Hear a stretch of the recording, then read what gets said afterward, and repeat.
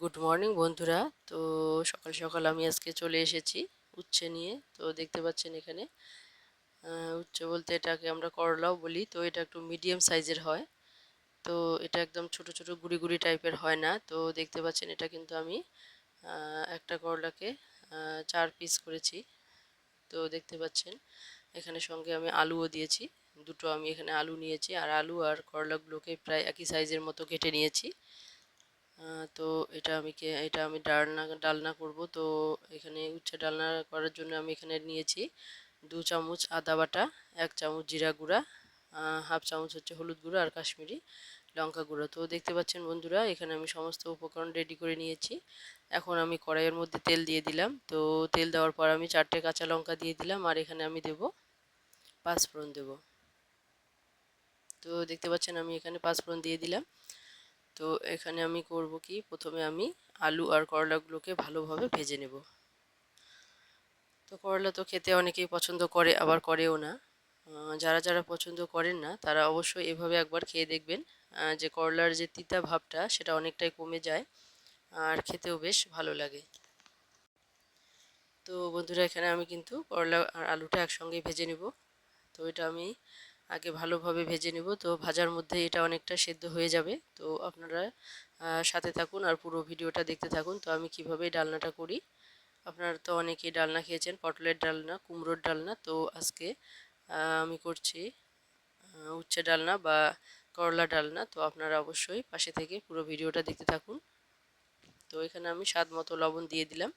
একবারই আমি এখানে লবণ দিয়ে দিয়েছি, আমি আর দ্বিতীয়বার লবণ দেব না। তো এটা আমি 5 মিনিটের জন্য ঢাকা দিয়ে রেখে দেব। তো দেখতে পাচ্ছেন 5 মিনিট পর আমি ফিরে এলাম।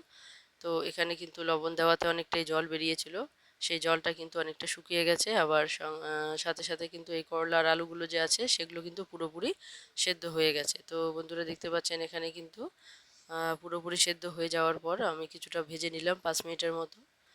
তো এখানে করলা আর আলুটা সেদ্ধ হওয়ার জন্য এর যে তিতা ভাবটা সেটা কিন্তু আর পরে জল দিলেও সেই তিতাটা কিন্তু থাকবে না, অনেকটাই তিতা কমে যাবে। তো এখানে আমি হালকা হলুদ দিয়ে দিলাম। আমি তো মশলার সঙ্গে হলুদ অ্যাড করেইছি, তো এখানে কালারটা ভালো করার জন্য। তো এখানে আমি কিন্তু আবার একটু হলুদ দিয়ে দিলাম পটেটো আর করলার মধ্যে। তো দেখতে পাচ্ছেন এটা আমি একটু হলুদ দেওয়ার পর ভালোভাবে একটু নাড়াচাড়া করে ভেজে নেব। এরপর যে আমার মশলাটা রেডি করা আছে সেই মশলাটা দিয়ে আমি ভালোভাবে আর একটু কষিয়ে নেব।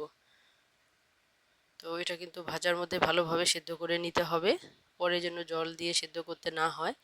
তো এর যে তিতা ভাবটা এর ভাজার মধ্যে এই তিতা ভাবটা কিন্তু আর থাকবে না, অনেকটাই কমে যাবে, আর খেতেও বেশ সুস্বাদু হবে। তো বন্ধুরা দেখতে পাচ্ছেন আমার যে এখানে মশলাগুলো রেডি করা আছে, তো সেই মশলাগুলো কিন্তু আমি দিয়ে দিলাম। তো এর মধ্যে মশলাতে বাটির মধ্যে যে মশলা লেগেছিল সেখানেও আমি হালকা পরিমাণ জল দিয়ে সেটা কিন্তু আমি মশলাগুলো এখানে দিয়ে দেব।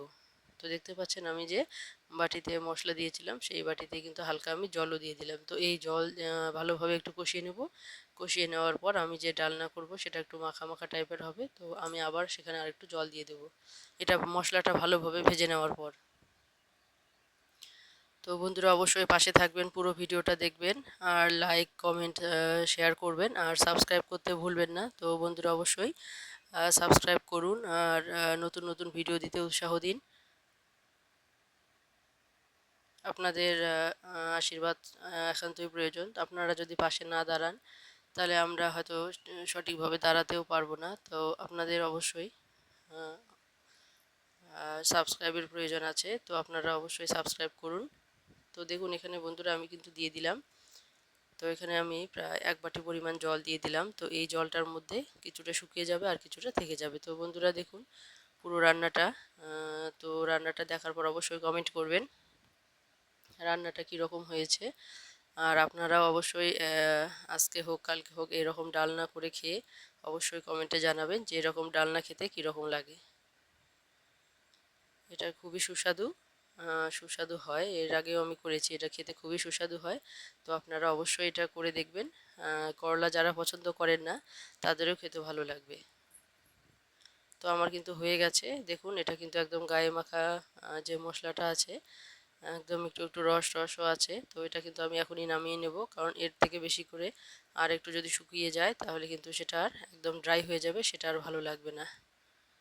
তো বন্ধুরা আমার কিন্তু এখানে হয়ে গেছে মোটামুটি। এখন আমি এটা নামিয়ে নেব। আর গরম গরম ভাতের সঙ্গে এটার অসাধারণ খেতে, এর কোনো তুলনাই হয় না। এটা যদি গরম গরম ভাতের সঙ্গে থাকে তো আর কোনো কিছুরই দরকার হয় না। তো অবশ্যই আপনারা এরকম গরম গরম ভাত রান্না করে এই গরম গরম ডালনা সাথে নেবেন, তো দেখবেন খেতে খুবই ভালো লাগবে।